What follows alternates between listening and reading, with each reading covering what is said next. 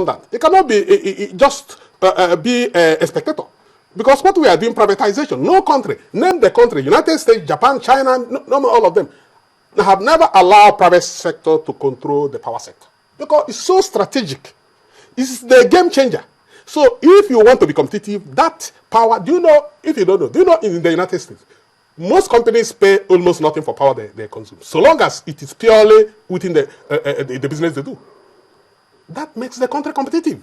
But when we make it market-driven, the cost of power must be driven by market, then you actually make it difficult for small businesses to participate, let alone when private individuals are generating their own power and building their own roads. So we must, if we want to become a giant economy, borrow money. There's no two ways about it. The earlier we do it, the better, because the delay tactics will not help us. I'm telling you the truth. China is ready. China is ready if we offer them what they expect. China consumes a lot of. Nigeria oil is one of the best in the world, if not the best, because burning light is sweet. It is easy to refine. It gives more mileage per gallon. It is low sulfur. It has high octane number. It is efficient engine. It is engine efficient. So every country that wants to reduce pollution in their cities need Nigerian oil, and China knows that. Chinese are eyeing Nigerian oil, not because there are no oil in Saudi Arabia, but Nigerian oil is that one that produces low carbon. You understand? So why not offer China what they need? Because if we industrialize this country, in the next 5 years, our GDP will be so over $1 trillion, and it's because oil is less important. But when we continue to insist in keeping this oil, which one day we all wake up, oil becomes like coal. You understand what I mean? Because green technologies are coming up. Do you understand? Hydro technologies are coming in. And the one day wake up and discover this, the earlier we do this, the better. So that we industrialize this country, so that we create a lot of jobs for Nigerians. Because without industrialization, no country as big as Nigeria. We're not Saudi Arabia, 25 million people, that generates 12 that produces and exports 12.5 million barrels. They can afford not to industrialize, or Kuwait, or United Arab Emirates. But this is 170 million human beings. You cannot create job by not industrializing the economy. Okay. Now let's look at China, vis-a-vis Europe and US. I'm looking at what I have here, the statistics I have here between 2009 and 2012, after the financial crisis. I could see that the US economy grew only by 0.5%. EU shrank by 0.3%, whereas China grew as much as 42.2%. Yes. All these that you've ruled out, is that the magic that they are doing or that they have done for them to have surpassed this other world power? China has done something fantastic. You see, Chinese planners are ahead of the game. One, because they're not seeking an election. So they have no pressure to think within 4-year time, I want to win an election. And they don't have people who have infiltrated the system, who sponsor people, candidates and things like that. Having said that, you know what China has done? When China discovered the global economy is slowing down, China turned around to start internalizing its economy. From externalizing its economy, that is export-driven, it becomes now domestic consumption-driven, which means the real engine of growth became local consumers. Now, China is fortunate because at the same time, remember that as a result of the financial crisis, commodity products, the prices of commodity products, because the United States and Europe that consume a lot, withdrew a bit. Their consumption of these commodity products lowered, and then the prices lowered. So China is buying most of the commodity products cheap. But with China having $3.4 trillion, China can afford to import commodity products for the next 20 years, still consuming locally. Because what are you doing? When you import, you export something in exchange. So the Chinese, what is driving Chinese growth is massive investment. There's no idle fund. Whereas in Europe and America, because Americans, over a period of time, the wages in America become stagnant. And what it means that wage earners start consuming essential products, essential goods. And those essential goods are cheap, must be cheap. And which country makes those essential goods? Not America, not Europe, but China. So it means that investment in America was redundant. Americans could not invest. American investors keep their money, withhold their money because return on investment was low. And the shareholders cannot accept lower than market return on investment. But in the case of China, the economy continued booming because those essential commodities that low wage earners needed continue coming from China. So that is the magic China has played around. And China continued pumping in money into the system. China stimulated this economy with over $800 billion. But remember, the banking sector is still in government hands. It's not a public thing. So that is what China has done. And I think Nigeria must, one of the things I'm telling Nigerian government to do, after this trip, come back and let's set up what I call China-Nigerian Forum on Strategic Partnership. This is where a group of Nigerian think tanks and Chinese think tanks can start working together to understand the Chinese economic system, how it works, how this socialist market capitalism works, which the Europeans and the Americans cannot see because they're looking at Chinese economy from Western lens, which is if there's redundancy, if there's less consumption globally, it will affect every economy. But China has proved the reverse is the case. So we must do that. We must work with the Chinese so that the Chinese will export most of the polluting, high labor-intensive factories to Nigeria. And of course, that cannot happen until we exit WTO, because if we don't exit WTO, it will be difficult for us to place high tariffs on these goods. But even if you don't want to exit WTO, we can place what I call invisible tariffs. Tariffs might be 3%, but now invisible tariffs can be up to 200%. What do we call the invisible tariff? We say it is a tariff to empower small businesses in Nigeria. It is environmental protection tariff. And that will discourage importation and then encourage local manufacturing. But that cannot happen when our monetary policy is overheating the Naira. You were talking about what the central bank governor said recently. Yeah, I remember the Sanusi accused China of pursuing economic imperialism in Africa by way of exporting its cheap and adulterated goods in exchange for importing African raw materials without adding value to it. So, what are your thoughts? Look, when I had that, and carried by, Americans picked it up, CNN picked it up, and blew it out of proportion. I tried to contact my friends in CBN, and I told them, are you sure you people are not contradicting yourself? Most of them didn't understand what I was trying to talk about. But those who understood listened. You see, what is happening is that it's not the fault of China. If China does not do it, India will do it, as Europeans and Americans have been doing it. The problem is that we are members of WTO. And as a member of WTO, your borders must be wide open. And when they are wide open, you cannot control what comes in and what goes out. So now, if you are accusing the Chinese of this, how come you are making it difficult for private sector in Nigeria to be making the same goods the Chinese are dumping? Now you make it easier, cheaper for imported goods, and make it more expensive for locally made goods. How? Because when the interest rate is high, then the cost of money becomes high. And when the inflation is fought in isolation, that is what we call monetarist policy regime, which means we are fighting inflation without looking at the effect on the economy. What we expect is that there will be more people taking advantage of the arbitrage. The arbitrage is because Naira is stable, if not overvalued. So Nigerians, we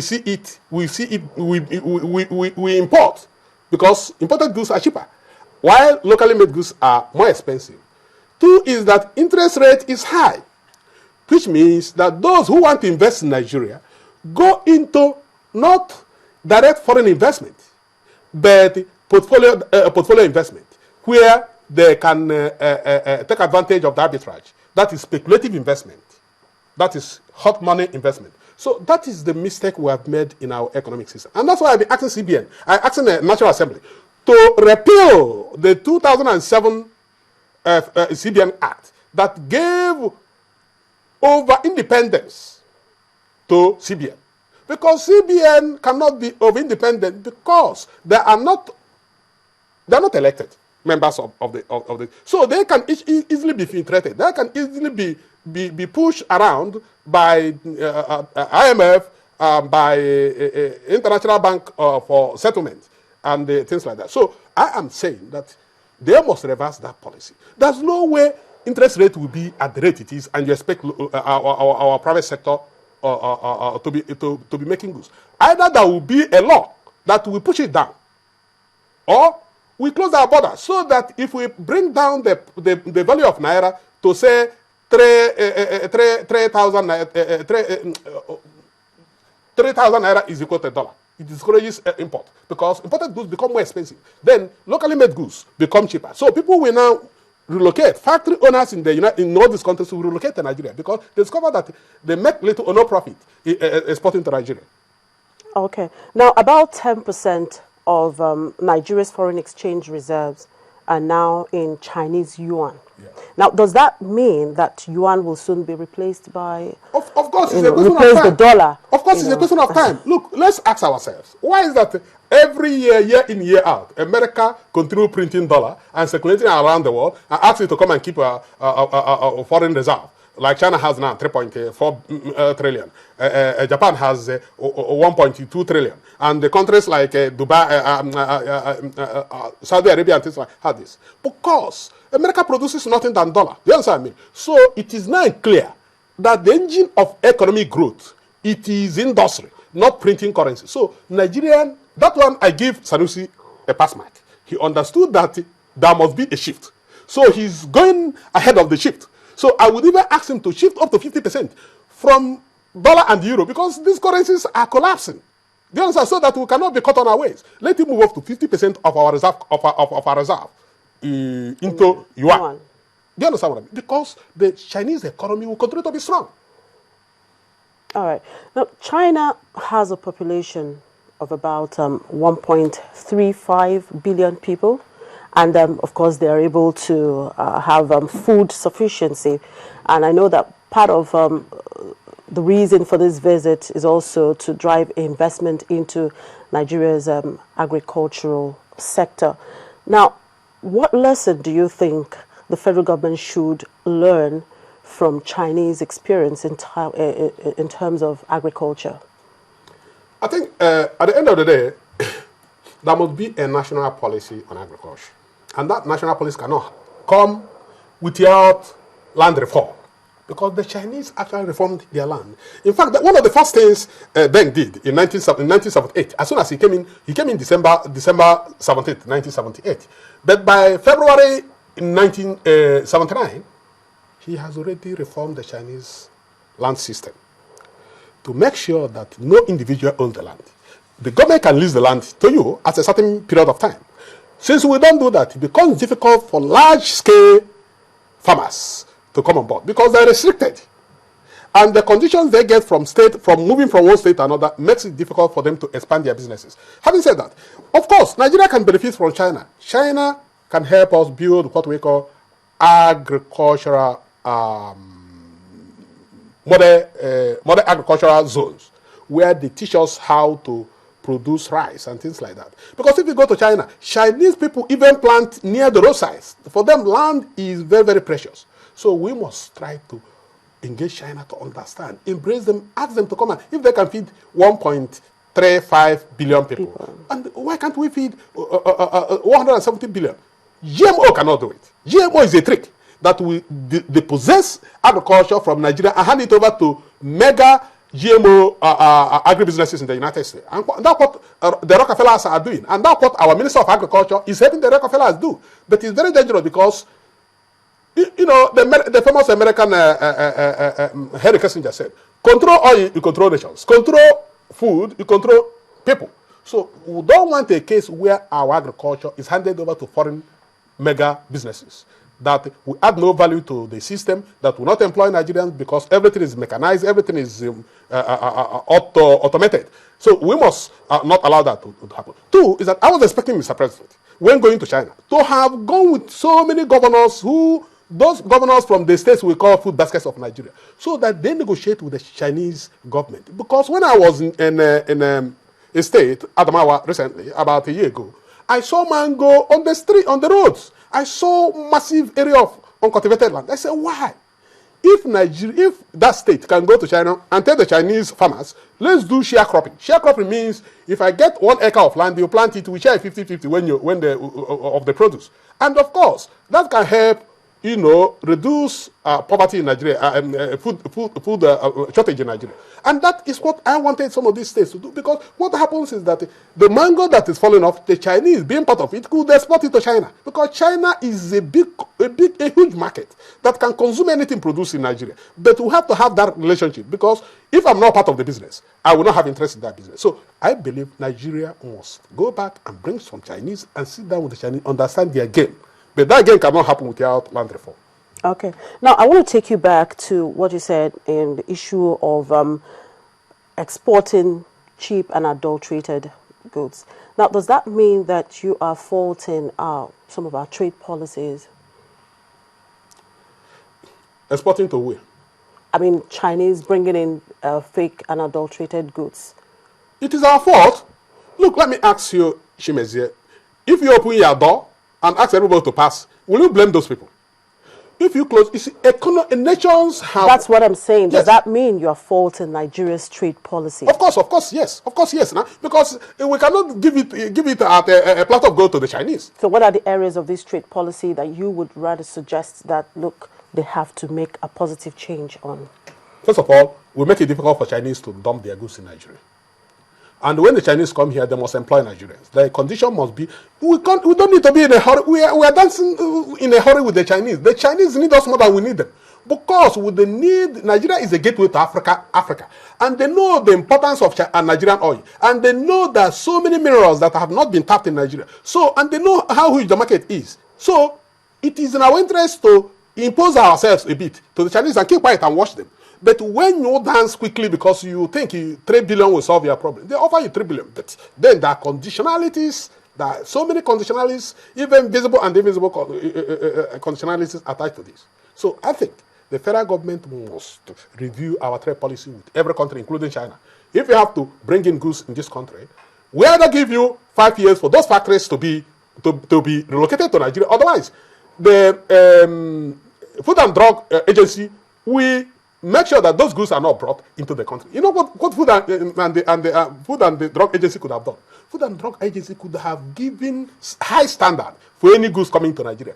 And the Standard Organization of Nigeria could have given high standard for any goods coming to Nigeria. That's what America does. If you do that, you restrict adulterated products. Also, you make it difficult for them to dump. Now they can relocate to your country.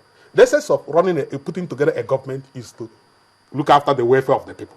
It's not about big men showing off, wearing expensive abada and things like that without consulting the people. If you go to China, that's something Chinese people do that marveled me. I was in China last year for one month under the invitation of Chinese government. I discovered that every Chinese scholar is contributing one thing or another to Chinese policy, either foreign policy, economic policy, social policy, because they are part of the game. But in Nigeria, if I write a memo to the Minister of Finance, as soon as he sees my name, ignore it. Or as soon as he sees the enemy, ignore it. Why? Because he owes you nothing.